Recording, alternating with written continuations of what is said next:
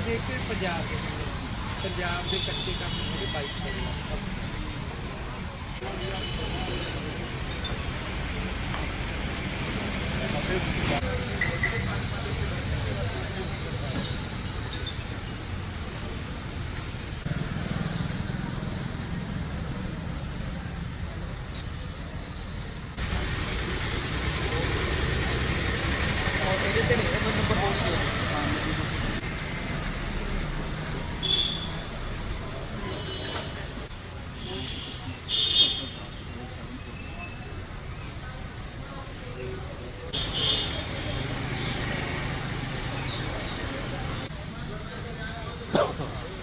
पंजाब सरकार मुर्दाबाद, मुर्दाबाद, मुर्दाबाद। पंजाब सरकार मुर्दाबाद, मुर्दाबाद, मुर्दाबाद। खेत मंत्री मुर्दाबाद, मुर्दाबाद, मुर्दाबाद। कच्चे कामे पक्के करो, पक्के करो, पक्के करो। कामे पक्के करो, पक्के करो, पक्के करो। पंजाब सरकार मुर्दाबाद, मुर्दाबाद, मुर्दाबाद, मुर्दाबाद। पंजाब सरकार ने पाया गंद,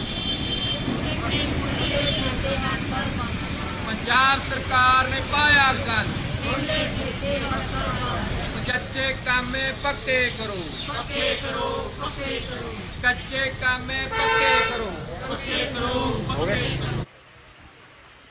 साडी अज दी जिहड़ी ये भुख हड़ताल है, लगातार सेहत मंत्री पंजाब, मुख मंत्री पंजाब ते सेहत डायरैक्टर पंजाब नूं असीं अपने वल्लों अपणीआं मंगां जिहदे विच NHM 2211 ਤੇ ਠੇਕਾ ਆਧਾਰਿਤ ਮਲਟੀਪਰਪਜ਼ ਕਾਮਿਆਂ ਨੂੰ ਪੱਕੇ ਕਰਨ ਦੀ ਸਾਡੇ ਨਾਮ ਨਿਯੁਕਤ ਮਲਟੀਪਰਪਜ਼ ਕਾਮੇ ਨੇ ਉਹਨਾਂ ਦਾ ਪ੍ਰਵੇਸ਼ਨ ਪੀਰੀਅਡ 2 ਸਾਲ ਕਰਨ ਦੀ ਮੰਗ ਹੈ।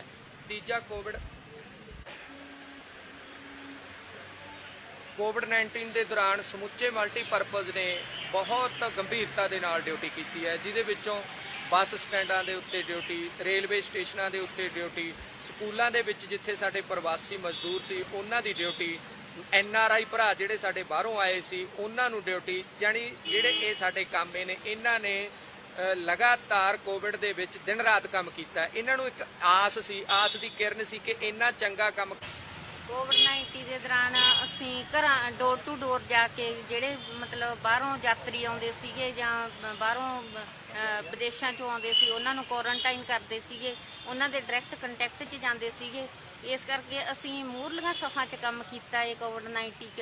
ਤੇ ਸਾਨੂੰ ਇਹ ਆਸ ਸੀਗੀ ਕਿ ਸਾਨੂੰ ਯੋਧੇ ਕਹਿ ਕੇ ਵਕਾਰਦੀ ਹੈ ਸਰਕਾਰ ਕਿ ਇਹ ਹੈਲਥ ਡਿਪਾਰਟਮੈਂਟ ਦੇ ਯੋਧੇ ਨੇ ਜਿਹੜੇ ਮੂਹਰਲੀਆਂ ਸਫਾਂ 'ਚ ਕੰਮ ਕਰਦੇ ਆ, ਤੇ ਸਾਨੂੰ ਇਹ ਵੀ ਚੰਗਾ ਮਤਲਬ ਸਨਮਾਨ ਦੇਣਗੇ, ਸਾਨੂੰ ਕੋਈ ਸਪੈਸ਼ਲ ਇਨਕਰੀਮੈਂਟ ਦੇਣਗੇ।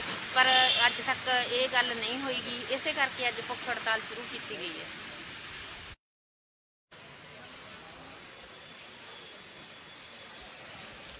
ਪੰਜਾਬ ਦੇ ਵਿੱਚ ਕਰੋਨਾ ਮਹਾਮਾਰੀ ਲਗਾਤਾਰ ਵੱਧ ਰਹੀ ਹੈ, ਮਰੀਜ਼ ਜਿਹੜੇ ਆ ਲਗਾਤਾਰ ਵੱਧਦੇ ਜਾ ਰਹੇ ਆ। ਪਰ ਇਸ ਕਰੋਨਾ ਮਹਾਮਾਰੀ ਦੇ ਦੌਰਾਨ ਸਿਹਤ ਕਰਮੀਆਂ ਦਾ ਇੱਕ ਵੱਡਾ ਕੰਮ ਰਿਹਾ, ਕਿਉਂਕਿ ਉਹਨਾਂ ਨੇ ਪਹਿਲ ਦੇ ਆਧਾਰ ਦੇ ਉੱਤੇ ਜਿਹੜੇ ਵੀ ਮਰੀਜ਼ ਹੈਗੇ ਆ ਜਿਨ੍ਹਾਂ ਨੂੰ ਚਾਹੇ ਕੁਆਰੰਟਾਈਨ ਕੀਤਾ ਹੋਵੇ, ਚਾਹੇ ਵੈਕਸੀਨੇਸ਼ਨ ਕਰਨੀ ਹੋਵੇ, ਤਾਂ ਪਹਿਲ ਦੇ ਆਧਾਰ ਤੇ ਸਭ ਤੋਂ ਪਹਿਲਾ ਕੰਮ ਸਿਹਤ ਕਰਮੀਆਂ ਦਾ ਹੁੰਦਾ।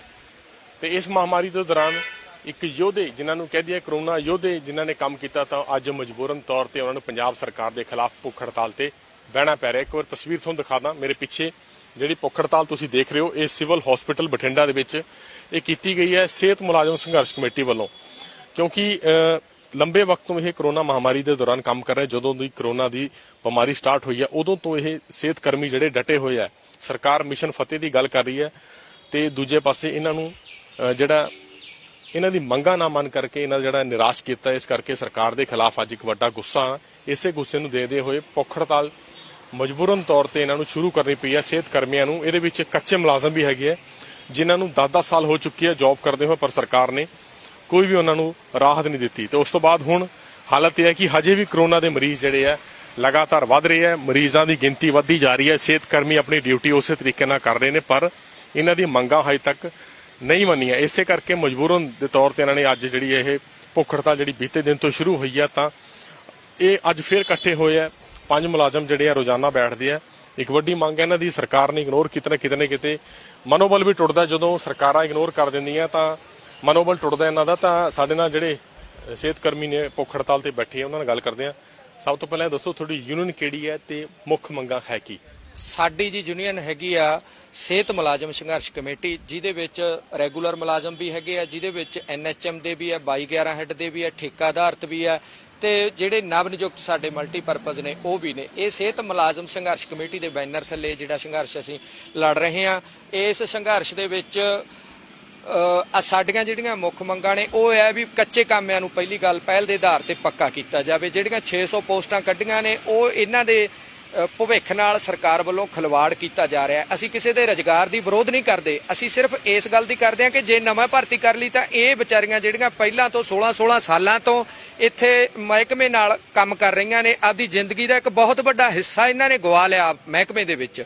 ਉਹਦੇ ਇਵਜ ਵਜੋਂ ਇਹਨਾਂ ਦੀਆਂ ਜਿਹੜੀਆਂ ਸੇਵਾਵਾਂ ਨੇ ਉਹ ਰੈਗੂਲਰ ਹੋਣੀਆਂ ਬਣਦੀਆਂ ਨੇ। RSSA ਤੁਸੀਂ ਦੇਖਿਆ ਹੋਣਾ ਪਿਛਲੇ ਤੇ ਰਮਸਾ ਵਾਲੇ ਜਿਹੜੇ ਅਧਿਆਪਕ ਨੇ ਉਹਨਾਂ ਨੂੰ ਸਰਕਾਰ ਵੱਲੋਂ ਪੱਕਾ ਕੀਤਾ ਗਿਆ। ਸੋ ਇਸ ਕਰਕੇ ਅਸੀਂ ਮੰਗ ਕਰਦੇ ਹਾਂ ਵੀ ਇਹਨਾਂ ਦੀਆਂ ਸੇਵਾਵਾਂ ਰੈਗੂਲਰ ਹੋਣੀਆਂ ਚਾਹੀਦੀਆਂ ਨੇ ਜੇ ਇਹਨਾਂ ਤੋਂ ਤੁਸੀਂ ਵਧੀਆ ਕੰਮ ਕਰਾਉਣਾ ਹੈ। ਜੇ ਤੁਸੀਂ ਸਿਰਫ ਕੱਲੀ ਅਰਾਜਕਤਾ ਫੈਲਾਉਣੀ ਹੈ ਤਾਂ ਤੁਸੀਂ ਨਵੀਂ ਭਰਤੀ ਦੇ ਨਾਂ ਦੇ ਉੱਤੇ ਵੋਟਾਂ ਬਟੋਰਨੀਆਂ ਨੇ ਤਾਂ ਤੁਸੀਂ ਕੁਝ ਵੀ ਕਰ ਸਕਦੇ ਹੋ।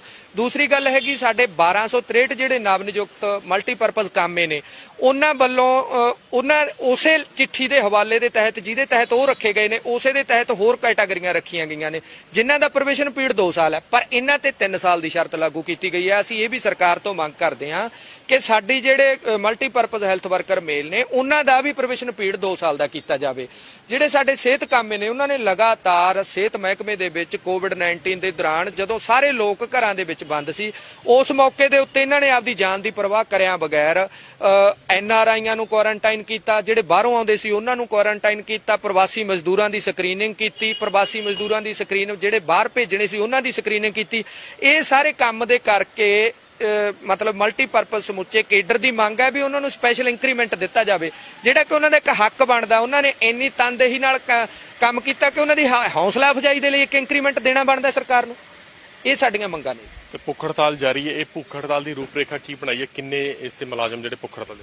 ਇਹ ਜਿਹੜੀ ਸਾਡੀ ਭੁੱਖ ਹੜਤਾਲ ਦੀ ਰੂਪਰੇਖਾ ਜੀ 22 ਤਰੀਕ ਨੂੰ ਬਠਿੰਡਾ ਦੇ ਵਿਖੇ ਸਿਹਤ ਮੁਲਾਜ਼ਮ ਸੰਘਰਸ਼ ਕਮੇਟੀ ਦੇ ਕਨਵੀਨਰਾਂ ਦੀ ਮੀਟਿੰਗ ਹੋਈ ਸੀ। ਉਹਦੇ ਵਿੱਚ ਇਹ ਫੈਸਲਾ ਹੋਇਆ ਸੀ ਕਿ 24 ਤਰੀਕ ਤੋਂ ਹਰ ਜ਼ਿਲ੍ਹਾ ਹੈੱਡਕੁਆਟਰ ਦੇ ਉੱਤੇ ਪੰਜਾਬ ਦੇ ਸਾਰੇ ਜ਼ਿਲ੍ਹਾ ਹੈੱਡਕੁਆਟਰਾਂ ਦੇ ਉੱਤੇ 5-5 ਸਾਥੀ ਜਿਹੜੇ ਆ ਉਹ ਭੁੱਖ ਹੜਤਾਲ ਤੇ ਬੈਠਣਗੇ 9 ਤੋਂ 5 ਵਜੇ ਤੱਕ।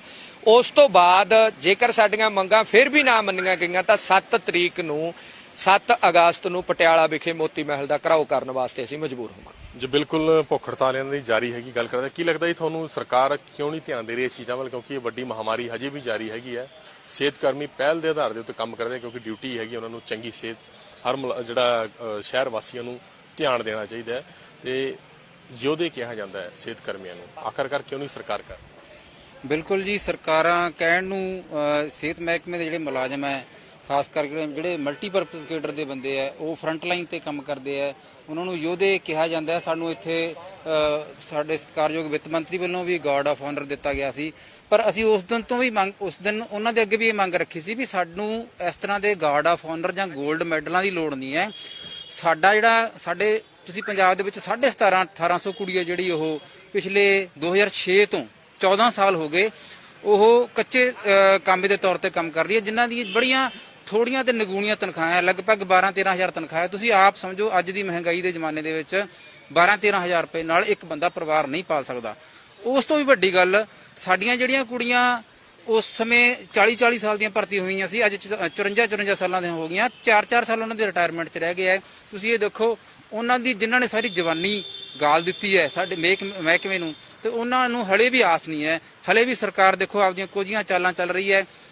ਹੁਣ ਤੁਸੀਂ ਜਿਹੜਾ ਦੇਖਿਆ ਹੋਣਾ ਜਿਹੜੀ ਭਰਤੀ ਵਾਸਤੇ 600 ਪੋਸਟ ਕੱਢਤੀ ਇਹਨਾਂ ਨੇ, ਪਰ ਸਾਡੀ ਫੇਰ ਪੁਰਜੋਰ ਮੰਗ ਇਹੀ ਹੈ ਵੀ ਸਾਡਾ ਜਿਹੜਾ 1750 ਲੜਕੀ ਇਹ ਹੈਗੀ ਹੈ ਪਹਿਲਾਂ ਇਹਨਾਂ ਨੂੰ ਪੱਕਿਆ ਕੀਤਾ ਜਾਵੇ। ਸਰਕਾਰ ਦਾ ਕੰਮ ਦੇਖੋ ਤੁਸੀਂ ਰੌਲਕ ਦੌੜ ਵਾਲਾ ਕੰਮ ਹੋਇਆ ਪਿਆ, ਪਹਿਲਾਂ ਵਾਲਿਆਂ ਦਾ ਕੋਈ ਸਹਾਰ ਨਹੀਂ ਲੈ ਰਹੇ। ਹੁਣ ਜਿਹੜੇ ਨਵੀਂ ਭਰਤੀ ਕਰਨੀ ਉਹਨਾਂ ਦਾ ਬਕਾਇਦਾ ਟੈਸਟ ਹੋਣਾ ਹੈਗਾ, ਟੈਸਟਾਂ ਵਾਸਤੇ ਕੁੜੀਆਂ ਕਿੱਥੋਂ ਕਰ ਲੈਣਗੀਆਂ ਟੈਸਟਾਂ ਦੀ ਤਿਆਰੀ। ਸੋ ਸਰਕਾਰ ਅੱਗੇ ਇਹੀ ਬੇਨਤੀ ਹੈ ਇਹ ਜਿਹੜੀਆਂ ਤਰੀਕੇ ਨਾਲ ਕੰਮ ਕੀਤਾ ਜਾਵੇ। ਜਿਹੜੇ ਸਰਕਾਰ ਦਮਗਜੇ ਮਾਰਦੀ ਹੈ ਲੋਕਾਂ ਦੇ ਵਿੱਚ ਜਾ ਕੇ ਵੀ ਅਸੀਂ ਕਰੋਨਾ ਯੋਧਿਆਂ ਨੂੰ ਸਨਮਾਨਿਤ ਕਰਦੇ ਹਾਂ ਫਲਾਨਾ ਕਰਦੇ ਹਾਂ, ਪਰ ਉਹ ਇਸ ਤਰ੍ਹਾਂ ਦਾ ਗਰਾਊਂਡ ਲੈਵਲ ਤੇ ਕੁਝ ਵੀ ਨਹੀਂ ਹੋ ਰਿਹਾ। ਜੀ ਬਿਲਕੁਲ ਕੀ ਲੱਗਦਾ ਤੁਹਾਨੂੰ ਰੈਗੂਲਰ ਕੀਤਾ ਹੋਇਆ ਕਿ ਨਹੀਂ ਹਜੇ ਤੱਕ? ਤੁਹਾਨੂੰ ਰੈਗੂਲਰ ਕੀਤਾ ਹੈ ਤੇ ਤੁਹਾਨੂੰ ਲੱਗਦਾ ਕਿ ਬਾਕੀ ਹੋਰ ਜਿਹੜੇ ਸਾਥੀ ਤੁਹਾਡੇ ਆ ਉਹਨਾਂ ਦਾ ਮਨੋਬਲ ਨਹੀਂ ਕਰੂਗਾ ਇਹ ਚੀਜ਼ਾਂ ਸਰਕਾਰ ਦੀਆਂ ਜਿਹੜੀਆਂ ਪਾਲਿਸੀ ਹੈਗੀ ਦੇਖ ਕੇ? ਹਾਂਜੀ, ਸਾਨੂੰ ਇਹੀ ਲੱਗਦਾ ਹੈ ਵੀ ਜਿਹੜੀਆਂ ਪਾਲਿਸੀਆਂ ਸਰਕਾਰ ਬਣਾ ਰਹੀ ਹੈ, ਜਿਵੇਂ ਹੁਣ 14-15 ਸਾਲਾਂ ਤੋਂ ਨਗੁਣੀਆਂ ਤਨਖਾਹਾਂ ਤੇ ਕੰਮ ਕਰਦੀਆਂ ਜਿਹੜੀਆਂ ਮੇਰੀਆਂ ਛੋਟੀਆਂ ਭੈਣਾਂ ਏ ਉਹਨਾਂ ਦੀ ਉਮਰ 54 ਸਾਲ ਦੀ ਹੋ ਗਈ। ਉਹਨਾਂ ਨੇ ਜਵਾਨੀ ਵੀ ਆਪਦੀ ਇਸ ਮਹਿਕਮੇ ਨੂੰ ਦਿੱਤੀ ਬੜਾ, ਤੇ ਬੱਚੇ ਵੀ ਆਪਦੇ ਮਤਲਬ ਦਾਤੇ ਲਾਏ। ਤੇ ਆ ਕਰੋਨਾ ਮਹਾਮਾਰੀ ਵਿੱਚ ਤਾਂ ਮਤਲਬ ਇੰਨਾ ਬੁਰਾ ਹਾਲ ਸੀ ਕਿ ਕਈ ਵਾਰੀ ਰਾਤ ਨੂੰ 10-10 ਵਜੇ ਜਾ ਕੇ ਸਾਨੂੰ ਰਿਪੋਰਟਾਂ ਦੇਣੀਆਂ ਪੈਂਦੀਆਂ ਸੀਗੀਆਂ। ਤੇ ਇਸ ਕਰਕੇ ਵੀ ਸਾਨੂੰ ਇੱਕ ਆਸ ਸੀਗੀ ਵੀ ਜਿਹੜੀਆਂ ਸਾਡੀਆਂ ਠੇਕੇਦਾਰ ਤੇ ਭਰਤੀ ਕੀਤੀਆਂ ਭੈਣਾਂ ਏ ਉਹਨਾਂ ਨੂੰ ਸਰਕਾਰ ਇਸ ਮਤਲਬ ਕੋਵਿਡ-19 ਦਾ ਜ਼ਰੂਰ ਕੰਮ ਕਰਨ ਦਾ ਤੋਹਫਾ ਜ਼ਰੂਰ ਦੇਊਗੀ, ਪਰ ਇਹ ਨਹੀਂ ਆ। ਇਸ ਕਰਕੇ ਫੁੱਲ ਬਰਸਾਤੇ ਇਹ ਬਰਸਾਤੇ ਸਾਨੂੰ ਇਹ ਗੱਲਾਂ ਚੰਗੀਆਂ ਨਹੀਂ ਲੱਗਦੀਆਂ। ਸਾਨੂੰ ਇਹ ਗੱਲਾਂ ਚੰਗੀਆਂ ਕਿਉਂ ਨਹੀਂ ਲੱਗਦੀਆਂ? ਕਿਉਂਕਿ ਜਿਹੜੀਆਂ ਤਨਖਾਹਾਂ ਇਹ ਬਹੁਤ ਘੱਟ ਨੇ। ਤਨਖਾਹਾਂ ਘੱਟ ਹੋਣ ਕਰਕੇ ਆਪਦੇ ਪਰਿਵਾਰ ਦੇ ਪੇਟ ਪਾਲਣਾ, ਜਿਹੜਾ ਬੱਚੇ ਪਾਲਣੇ, ਤੇ ਸ਼ੋਸ਼ਣ ਕਰ ਰਹੀ ਹੈ ਮੈਂਟਲੀ ਤੌਰ ਤੇ ਫਿਜ਼ੀਕਲ ਤੌਰ ਤੇ। ਸਰਕਾਰ ਮੇਰੀਆਂ ਭੈਣਾਂ ਦਾ ਸ਼ੋਸ਼ਣ ਕਰ ਰਹੀ ਹੈ। ਯਾਨੀ ਤੁਸੀਂ ਜਿਹੜੇ ਪੱਕੇ ਵੀ ਹੈਗੇ ਕਰਮਚਾਰੀ ਉਹ ਵੀ ਇਹਨਾਂ ਦੇ ਹੱਕ 'ਚ ਬੈਠੇ ਹੋਏ ਹੋ? ਪੱਕੇ ਵੀ ਅਸੀਂ ਇਹਨਾਂ ਦੇ ਹੱਕ 'ਚ ਆ ਜੀ। ਸਾਡੀ ਕੰਮ ਅਸੀਂ ਕਰ ਰਹੇ ਆ, ਪਰ ਰਿਪੋਰਟਿੰਗ ਸਾਡੀ ਸਾਰੀ ਟੋਟਲੀ ਬੰਦ ਹੈ ਜੀ। ਮੈਡਮ ਤੁਸੀਂ ਕੰਟਰੈਕਟ ਤੇ ਹੈਗੇ ਹੋ? ਜੀ ਹਾਂਜੀ। ਕਾਫੀ ਲੰਬਾ ਸਮਾਂ ਹੋ ਗਿਆ ਕਰੋਨਾ ਦੀ ਮਹਾਮਾਰੀ ਚੱਲਦੀ ਹੈ। ਪਹਿਲ ਦੇ ਆਧਾਰ ਦੇ ਉੱਤੇ ਆਪਣੇ ਜਿਹੜੇ ਸਿਹਤ ਕਰਮੀ ਹੈਗੇ ਆ ਕੰਮ ਕਰਦੇ ਆ, ਇਹਨਾਂ ਨੂੰ ਯੋਧੇ ਵੀ ਕਿਹਾ ਗਿਆ। ਮਨਪ੍ਰੀਤ ਬਾਦਲ ਜਿਵੇਂ ਦੱਸਿਆ ਤੁਹਾਡੇ ਸਨਮਾਨ ਗਾਰਡ ਆਫ ਆਨਰ ਕੀਤਾ ਗਿਆ ਸੀ, ਪਹਿਲੀ ਵਾਰੀ ਹੋਇਆ ਇਹ। ਤੁਹਾਨੂੰ ਲੱਗਦਾ ਕਿ ਸਰਕਾਰ ਦੀ ਜਿਹੜੀ ਇਹ ਪਾਲਿਸੀ ਹੈਗੀ ਹੈ ਮਨੋਬਲ ਤੋੜ ਰਹੀ ਹੈ ਤੁਹਾਡਾ ਅੰਦਰੋਂ? ਸਰ ਜਿਹੜੇ ਇਹ ਗੋਡ ਆਫ ਦਾ ਦੇ ਕੇ ਇਹਨਾਂ ਨੇ ਸਾਨੂੰ ਸਨਮਾਨ ਕੀਤਾ, ਇਹ ਢਕੋਸਲੇਬਾਜ਼ੀਆਂ ਨੇ ਆਪਦੀਆਂ ਵੋਟਾਂ ਬਟੋਰਨ ਵਾਸਤੇ। ਸਾਨੂੰ ਇੰਨੇ ਸਾਲਾਂ ਤੋਂ ਨਿਰਗੌਣੀ ਤਨਖਾਹ ਦੇ ਉੱਤੇ ਕੰਮ ਲੈ ਰਹੀ ਹੈ ਸਰਕਾਰੀ, ਅਸੀਂ ਆਪਦੇ ਕੰਮ ਤੋਂ ਨਹੀਂ ਭੱਜਦੇਗੇ। ਪਰ ਜਿਹੜੀਆਂ ਸਰਕਾਰ ਦੀਆਂ ਕੋਝੀਆਂ ਨੀਤੀਆਂ ਨੇ ਜਿਨ੍ਹਾਂ ਦੇ ਖਿਲਾਫ ਸਾਨੂੰ ਵਰਤਿਆ ਜਾ ਰਿਹਾ ਹੈਗਾ, ਸਿੱਧਾ ਕਹੀਏ ਵੀ ਮੈਂਟਲੀ ਤੇ ਸਰੀਰਕ ਤੌਰ ਤੇ ਸ਼ੋਸ਼ਣ ਕਰਕੇ ਸਾਨੂੰ ਵਰਤਿਆ ਜਾ ਰਿਹਾ ਹੈ। ਅੱਜ 600 ਪੋਸਟ ਕੱਢ ਕੇ ਇੱਕ ਭੱਦਾ ਮਜ਼ਾਕ ਸਾਡੇ ਨਾਲ ਕੀਤਾ ਗਿਆ, ਕਿਉਂਕਿ ਇੰਨੇ ਸਾਲਾਂ ਦੇ ਅਸੀਂ ਬੈਠੇ ਇੱਥੇ ਕੰਮ ਕਰ ਰਹੇ ਹਾਂ। ਤੁਸੀਂ ਸੋਚ ਸਕਦੇ ਹੋ ਵੀ ਅਸੀਂ 50 ਤੋਂ 100 ਕਿਲੋਮੀਟਰ ਤੱਕ ਦੀ ਆਪਦੇ ਵਹੀਕਲ ਦੇ ਉੱਤੇ ਕੋਵਿਡ ਦੇ ਵਿੱਚ ਕੰਮ ਕੀਤਾ ਹੈਗਾ, ਆਪਦੇ ਬੱਚਿਆਂ ਨੂੰ ਨਾਲ। ਮੇਰੀ 3 ਸਾਲ ਦੀ ਬੇਟੀ ਹੈ, ਜਿਵੇਂ ਮੈਂ ਨਾਲ ਲੈ ਕੇ ਜਾਂਦੀ ਰਹੀ ਹਾਂ ਆਪਦੀ ਬੱਚੀ ਨੂੰ। ਤਾਂ ਸਰਕਾਰ ਨੂੰ ਇੰਨਾ ਕੁ ਸੋਚਣਾ ਚਾਹੀਦਾ ਵੀ ਇਹਨਾਂ ਨੇ ਸਾਡਾ ਇਸ ਮਹਾਮਾਰੀ 'ਚ ਕਿੰਨਾ ਕੁ ਸਾਥ ਦਿੱਤਾ ਹੈ, ਤੇ ਸਰਕਾਰ ਨੇ ਉਹ ਸਾਡਾ ਮਜ਼ਾਕ ਐਡਾ ਭੱਦਾ ਉਡਾਇਆ ਨਾ ਵੀ ਇਹ 600 ਅਸਾਮੀਆਂ ਕੱਢ ਕੇ, ਜੇ ਉਹਨਾਂ ਅਸਾਮੀਆਂ ਨੂੰ ਕੱਢਣ ਦੀ ਬਜਾਏ ਸਾਨੂੰ ਹੀ ਉੱਥੇ ਪੂਰਾ ਭਰਤੀ ਕੀਤਾ ਜਾਂਦਾ ਪ੍ਰੋਪਰ ਸਕੇਲ ਦੇ ਕੇ, ਤੇ ਅੱਜ ਉਹ ਸਰਕਾਰ ਸਾਡੇ ਲਈ ਇੱਕ ਅਸੀਂ ਕਹਿ ਸਕਦੇ ਸੀ ਉਹ ਇੱਕ ਗੋੜ ਦਾ ਕੰਮ ਉਹਨਾਂ ਨੇ ਸਾਡੇ ਲਈ ਕੀਤਾ। ਤਾਂ ਇਹੋ ਜਿਹੀਆਂ ਕੋਝੀਆਂ ਨੀਤੀਆਂ ਸਾਡੇ ਲਈ ਨਾ ਚੱਲਣ। ਜਿਵੇਂ ਅੱਜ ਵੀ ਅਸੀਂ ਕੰਮ ਕਰ ਰਹੇ ਹਾਂ, ਹੜਤਾਲ ਤੇ ਬੈਠੇ ਹਾਂ, ਪਰ ਸਾਡਾ ਕੰਮ ਨਹੀਂ ਰੁਕਿਆ। ਅਸੀਂ ਸਰਕਾਰ ਨੂੰ ਰਿਪੋਰਟਾਂ ਦੇਣ ਤੋਂ ਮਨਾ ਕੀਤਾ ਹੈਗਾ, ਕੰਮ ਅਸੀਂ ਉਵੇਂ ਕਰ ਰਹੇ ਹਾਂ। ਬਾਹਰੋਂ ਆ ਰਹੇ ਆ ਉਹਨਾਂ ਨੂੰ ਅਸੀਂ ਉਵੇਂ ਕੁਆਟਰਿੰਗ ਕਰ ਰਹੇ ਹਾਂ, ਆਪਦੀਆਂ ਫੈਸਿਲਿਟੀਆਂ ਦੇ ਰਹੇ ਹਾਂ। ਪਰ ਸਰਕਾਰ ਦੀਆਂ ਕੋਝੀਆਂ ਨੀਤੀਆਂ ਬਹੁਤ ਮਾੜੀਆਂ ਨੇ। ਉਸੇ ਰੋਸ ਦੇ ਵਿੱਚ ਅੱਜ ਅਸੀਂ ਬੈਠੇ ਹਾਂ। ਅਸੀਂ ਇਹ ਕਹਿ ਸਕਦੇ ਹਾਂ ਵੀ ਅਸੀਂ ਬਿਲਕੁਲ ਅੱਜ ਨਿਢਾਲ ਹੋ ਕੇ ਇਸ ਭੁੱਖ ਹੜਤਾਲ ਤੇ ਬੈਠੇ, ਵੀ ਉਂਝ ਵੀ ਤਾਂ ਅਸੀਂ ਮਾਰ ਹੀ ਰਹੇ ਹਾਂ।